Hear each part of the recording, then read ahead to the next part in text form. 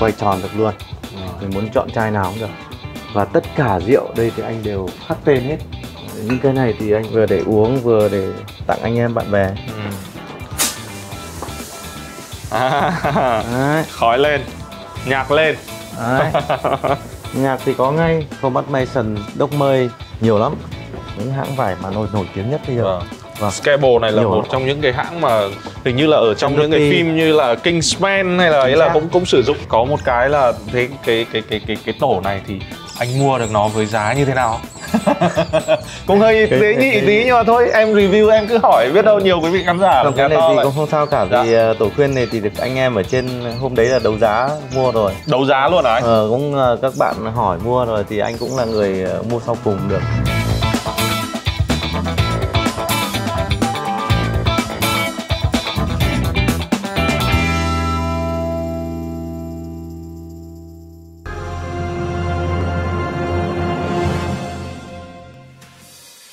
Xin chào quý vị và các bạn đã quay trở lại với Nhà To. Hôm nay lại là một buổi sáng mùa xuân.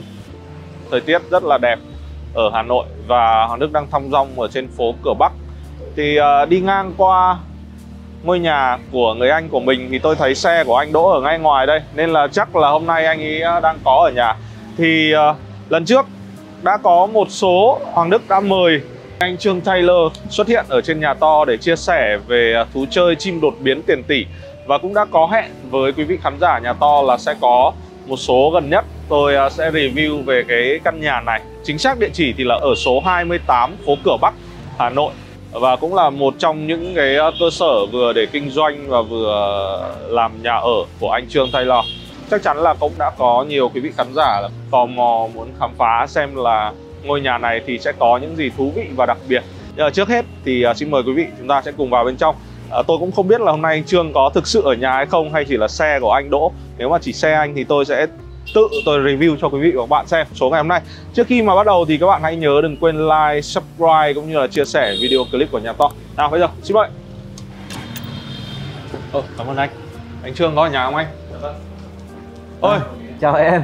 Em chào anh. Ơi, anh lại hôm nay lại sao thư thái ngồi đây luôn này? Hôm nay cơ duyên nào đưa em đến thăm anh đây?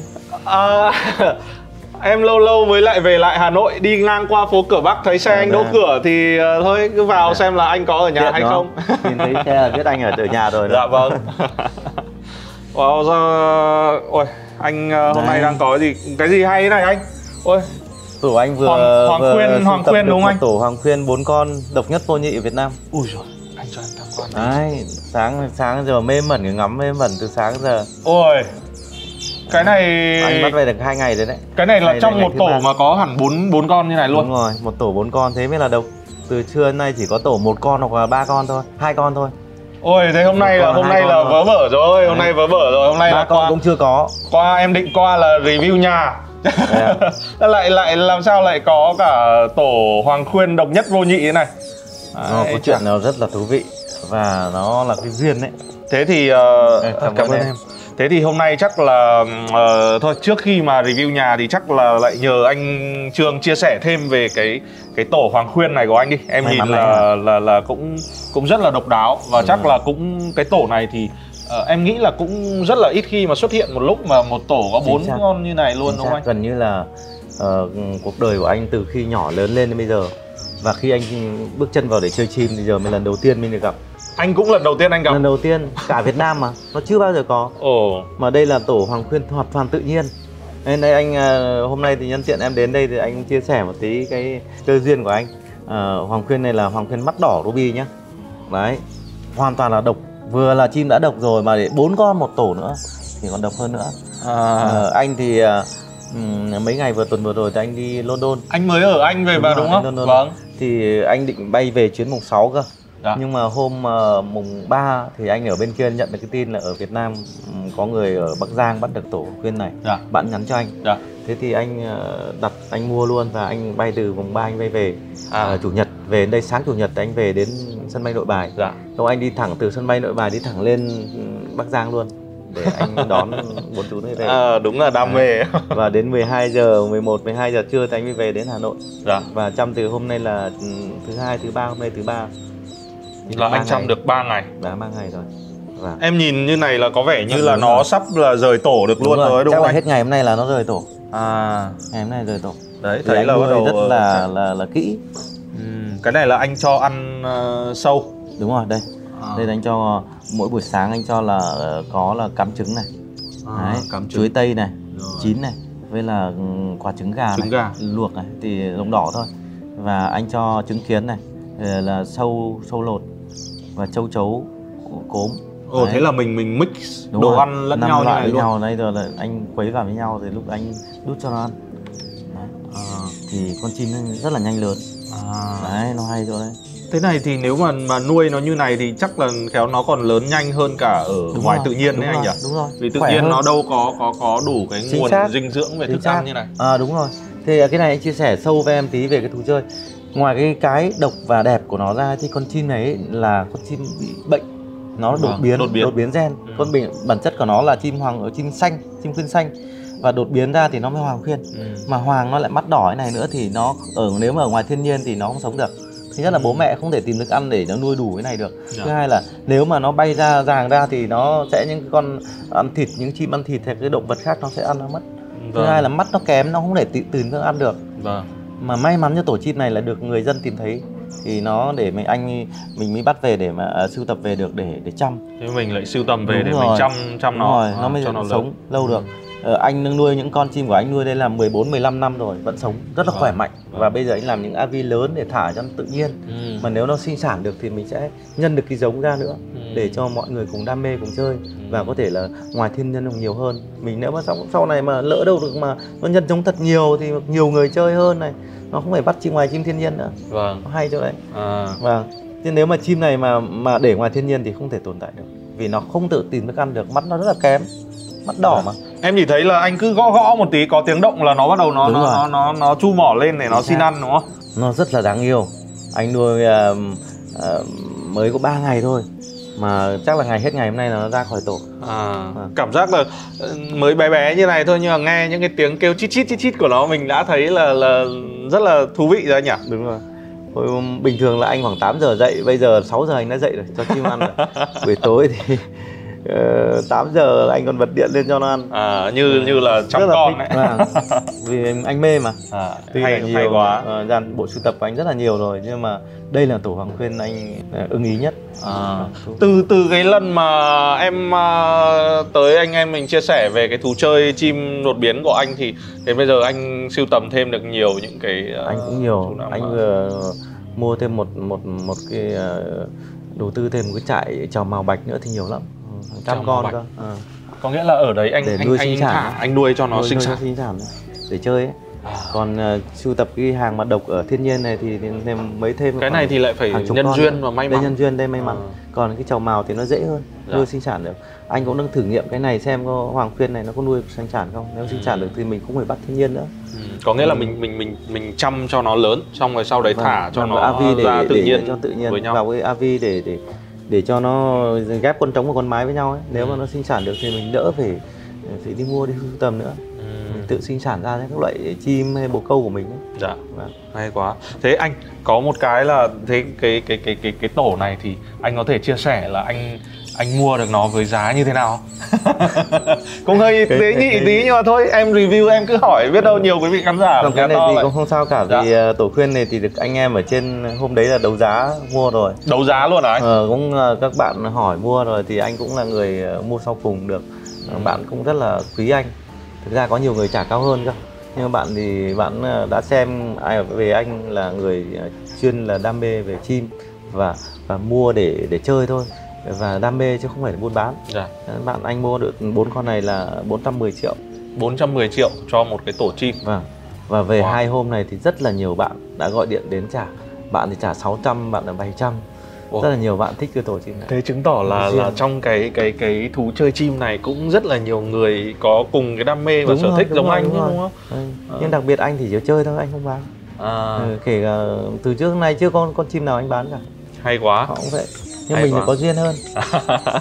Em thấy đây anh đã chuẩn bị sẵn là 4 cái tổ này chắc là để hôm nay xong là 4 cái lồng là để hôm nay cho chim vào đấy. Anh chuẩn bị được vừa gọi tất cả những nơi mà chuyên về lồng đục Mua hôm qua thêm được 2-3 cái nữa. Dạ. Để 4 cái cho 4 con này. Chắc là hôm nay nó ra khỏi lồng. Nhưng mà lúc nào thì mình biết được là nó có khả năng để nó đủ sức khỏe nó ra khỏi lồng ấy? Thì như hôm nay bắt đầu ra khỏi này. Nó chuẩn bị đến tối vì nó lớn quá, nó không nằm đủ cái lồng. Không nằm đủ ở đây nữa. Thì nó ra thì mình sẽ cho vào lồng và để nó đút riêng. Nó đậu ở trên cành chứ không đậu ở trên tổ này nữa. Nó biết bay đấy. Là gọi ở ngoài thiên nhiên gọi là ra ràng ấy. Chứ chim này thì nó hiện tại nó khoảng hơn 10 ngày. Anh chăm tốt thì mấy 3 ngày nó là lớn này rồi. Lông cánh ra gần đủ rồi. Thì nó cho vào lồng, mình tách ra 4 con 4 lồng để mình đút. Thì sau thì khi khoảng một tuần sau thì nó tự mổ ăn được. Thì là bây giờ là mình vẫn phải đút cho ăn, giống như chăm em bé, cứ phải đút bao giờ lớn đủ rồi thì mới cho thức ăn vào và nó tự nó ăn được.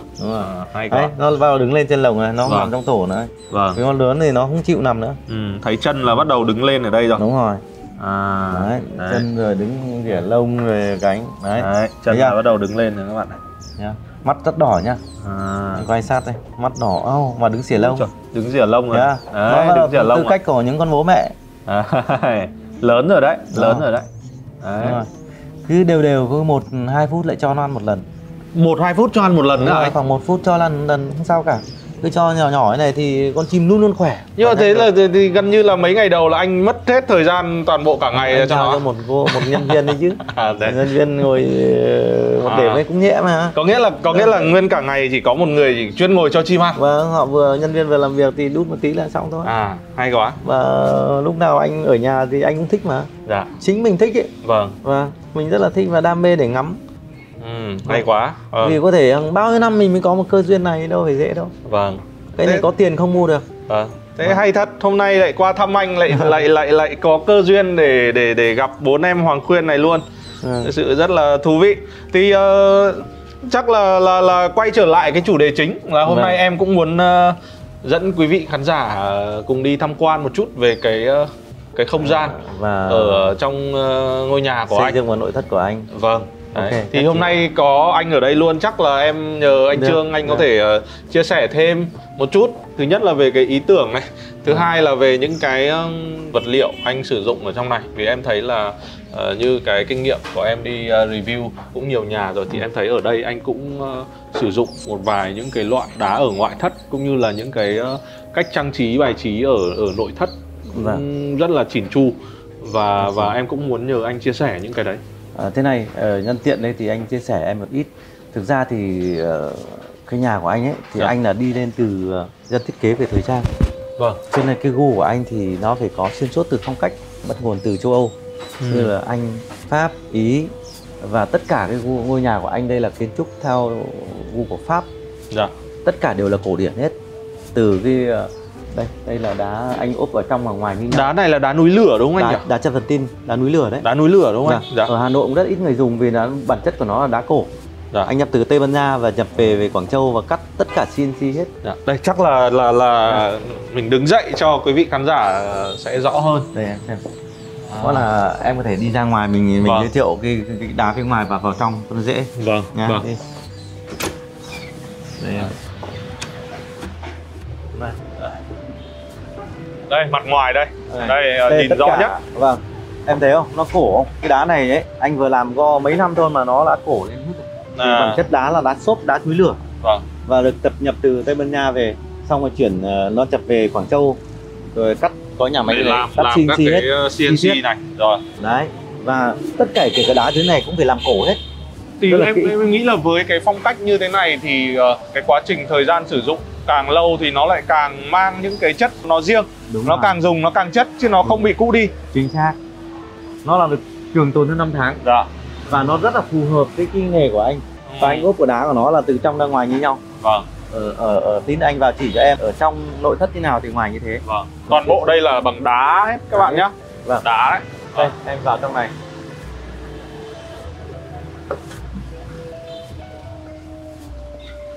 Ốp đá ở trong như nào thì anh ở ngoài cũng như vậy. Nó cùng một loại và ốp. Và tất cả cái đèn ở đây thì anh được cùng một loại đèn hết, là pha lê đen.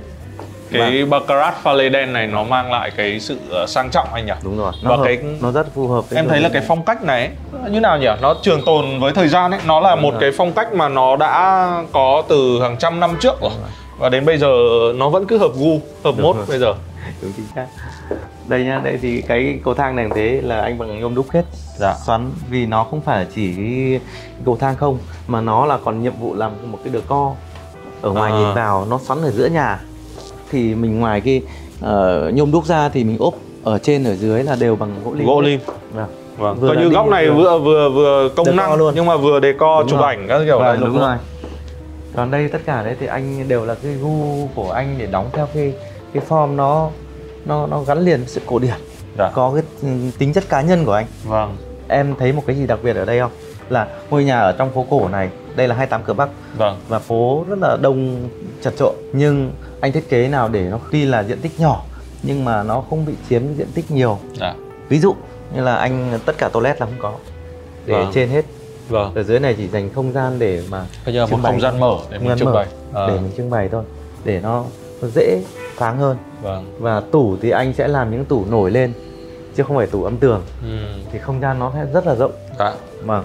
Với cả ngay ở ngoài này nó là một cái không gian thông tầng, chính nên là nó làm cho cái cảm giác của cái không gian ở đây nó rộng rãi hơn. Đúng rồi, chính xác. Và những cái tủ này thì anh đều thiết kế theo cái form của anh.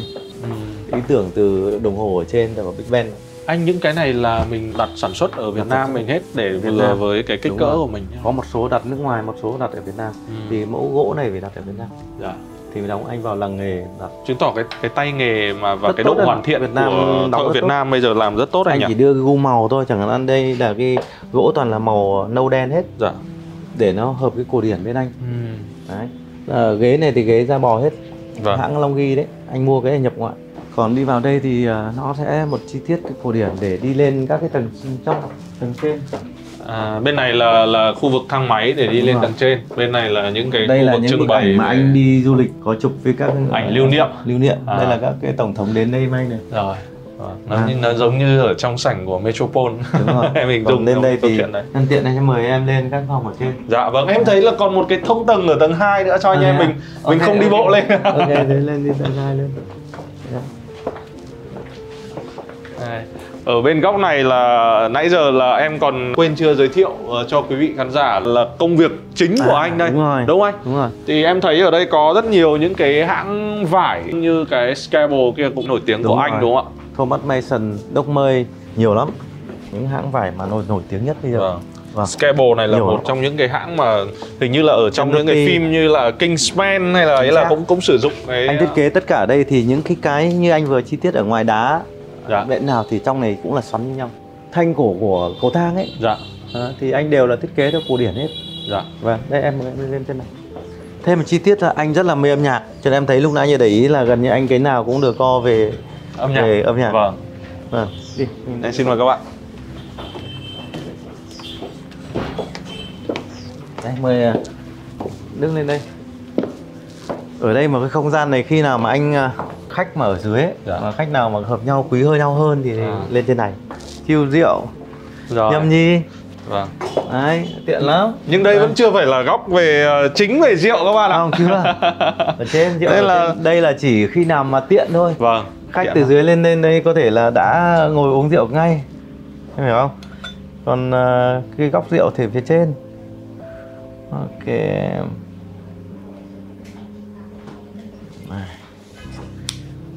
Mời chú. Chúc sức khỏe anh. Sức khỏe em nhá. Chúc sức khỏe quý vị. Đây là cái nơi mà khi nào khách hàng lên có thể ngồi xuống đây để chill một tí. Vâng. Để nói chuyện. Nó là thoáng. Anh vẫn bố trí cái đường đi xung quanh luôn, vẫn có thể đi được hai bên. Đúng rồi. Có nghĩa là ở đây em thấy là cái không gian thì không quá lớn, tại vì mình là vị trí ở ngay giữa trung tâm phố cổ Hà Nội rồi. Nhưng mà cái cách trang trí, bài trí, sắp xếp của anh nó cho thấy một cái sự được tính toán rất là kỹ lưỡng và chỉn chu, vẫn mang lại cái cảm xúc cho người đến. Đây thì anh đều thiết kế theo cái để từ treo đồ và những góc hình ở đây, những bức tranh thì nó rất là cổ điển. Ngồi góc nào cũng ok, chill rượu được. Vâng. Đây, anh nhân tiện đưa em lên trên tầng để phòng rượu, phòng... Vâng, chúng ta sẽ cùng đi lên khám phá ở tầng trên.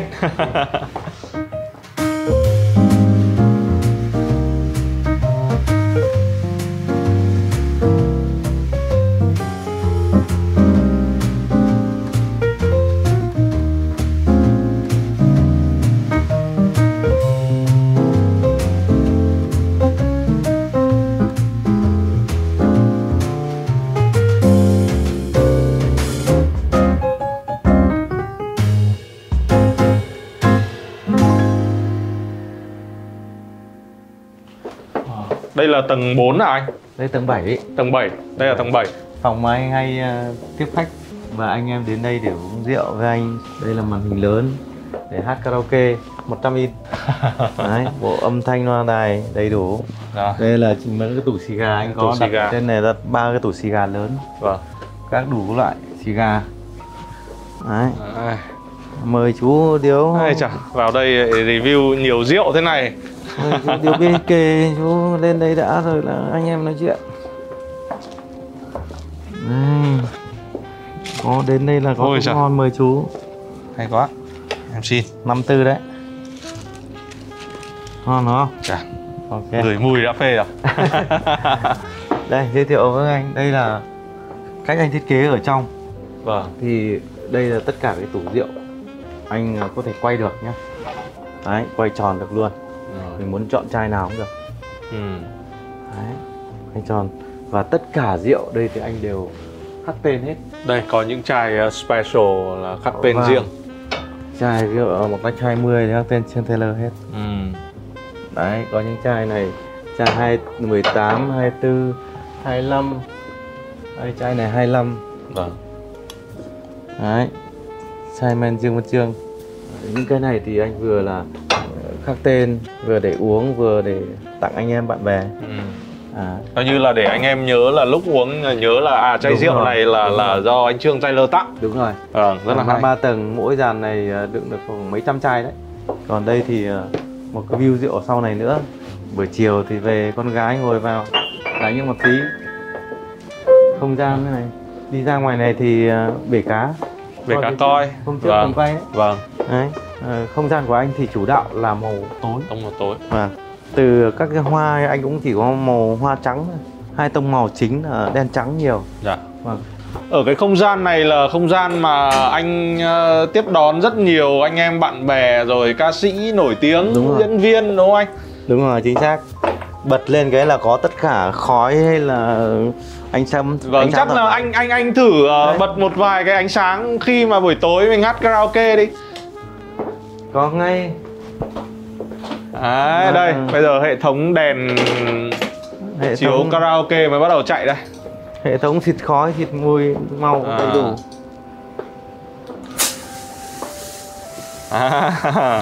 Khói lên, nhạc lên. Đấy. Nhạc thì có ngay. Vâng. Cũng thú vị phết em ạ. Tuy là nhỏ nhưng mà rất là đầy đủ. Cái này thì trong cái không gian nhà riêng thì chỉ như này là đủ chill và thoải mái với bạn bè rồi anh nhỉ? Tuy là nhỏ nhưng mà công năng của anh là đầy đủ, không có gì. Đây là phòng khách, cái nơi mà anh cũng rất là vui và hạnh phúc mỗi buổi tối được đón những anh em bạn bè đến để giao lưu. Anh thì mê hát hò. Nếu quý vị khán giả nào mà hay theo dõi anh Trương ở trên Facebook thì sẽ thấy được là anh rất là hay có những cái bữa tiệc karaoke, hát hò với bạn bè. Có không gian như này không phải đi đâu xa anh nhỉ? Ít đi nhiều. Thường anh em bạn bè về đây ngồi chill thôi. Dạ. Đấy, chắc là anh lại nhờ anh dẫn em đi lên thêm một vài những cái không gian khác nữa đi. Ok em. Đây, xin mời các bạn.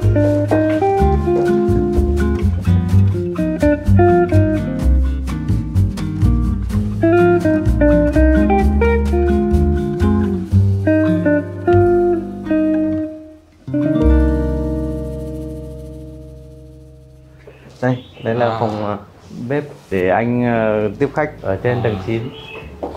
Ở đây thì cũng hệ thống cửa sổ rất là thoáng anh nhỉ? Khu này anh thì tầng nào có rượu tầng đấy. Ui, bình hoa còn có cả rượu. Bình hoa rồi co vào mấy tuần lại có đến họ set up tất cả hoa tươi hết. Nhà anh thì tầng nào có hoa tươi. Đây thì một không gian này thì cũng có tủ rượu luôn. Vâng. Để mình ngồi. Ở đây thì anh để một bàn dài này là được khoảng 14 người. Vâng. Đấy. Mỗi hôm vừa là set up ở đây 14 người xong xuống ở phòng khách luôn. Rồi. Để hát hò, ăn uống. Không phải đi đâu, nhà hàng xa xôi. Nó gần như khép kín. Tầng nào cũng có xe rượu riêng. Tất cả thì anh vẫn kiến trúc theo một cái tông màu xuyên suốt từ trên đến dưới là cùng một loại đèn pha lê đen. Với là cái tông thì vẫn là đen trắng hết. Dạ. Cái tông này nó cơ bản nha, nó nhìn lâu không bị chán, không bị lỗi mốt anh nhỉ? Đỡ phải thay đổi nhiều. Đúng rồi. Rất là hay. Dễ, từ cái rèn bọn anh cũng do thiết kế nó cùng tông hết. Dạ. hợp với tông xuyên suốt cái không gian của mình. Vâng. Đây anh đưa em xuống phòng ngủ tí. Dạ. Đây là không gian ngủ riêng tư của anh đây. Đúng rồi, đây là phòng ngủ của hai vợ chồng. Ấm cúng nha. Ấm cúng. Các phòng ngủ anh đều thiết kế một tông như nhau. Dạ. Cũng là tông đen trắng chủ đạo.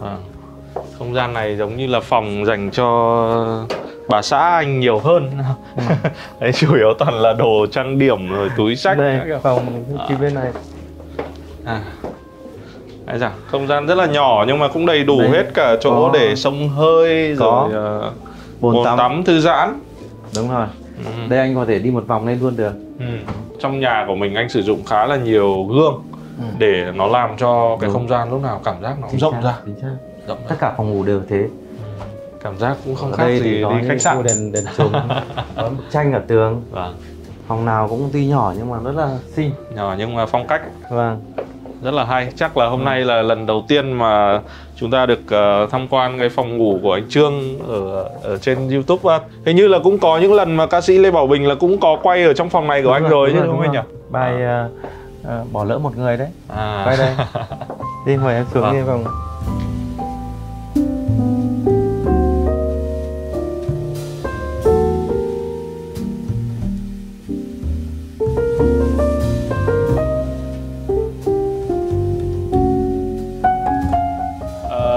Hôm nay rất là cảm ơn anh Trương đã chia sẻ cái không gian của anh, không gian nhà của mình và những cái thú chơi rất là thú vị của anh tới cho quý vị khán giả Nhà To.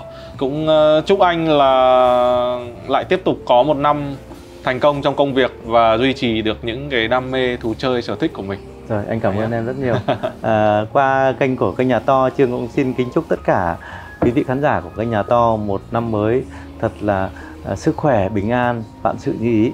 Thực ra là đây chỉ mới là một trong những cái ngôi nhà mà anh Trương sở hữu. Sắp tới nữa thì em cũng rất là mong muốn là khi mà anh xong cái căn ở Giảng Võ này, xong rồi còn căn ở Sài Gòn nữa anh nhỉ? Đấy, thì cũng sẽ lại có cơ hội để dẫn quý vị khán giả Nhà To cùng tới tham quan những cái công trình đấy nữa của anh. Với cả là rất nhiều quý vị khán giả cũng mong muốn là anh Trương chia sẻ về những cái bộ xui đấy, xem là như nào mà nó lại có những giá trị cao đến thế. Đấy, thì cũng mong là sắp tới anh Trương sẽ có những cái chút thời gian anh dành để chia sẻ nhiều điều thú vị hơn nữa cho quý vị khán giả Nhà To. Rồi, nhất anh trí. nhá. Vâng. Chúc sức khỏe anh. Dạ vâng. Và quý vị và các bạn hãy nhớ đừng quên like, subscribe, ấn đăng ký, theo dõi và chia sẻ video clip của Nhà To để chúng ta sẽ một lần gần nhất sắp tới sẽ lại tiếp tục gặp anh Trương Taylor để khám phá thêm nhiều điều thú vị và hấp dẫn hơn nữa. Xin chào và hẹn gặp lại quý vị ạ.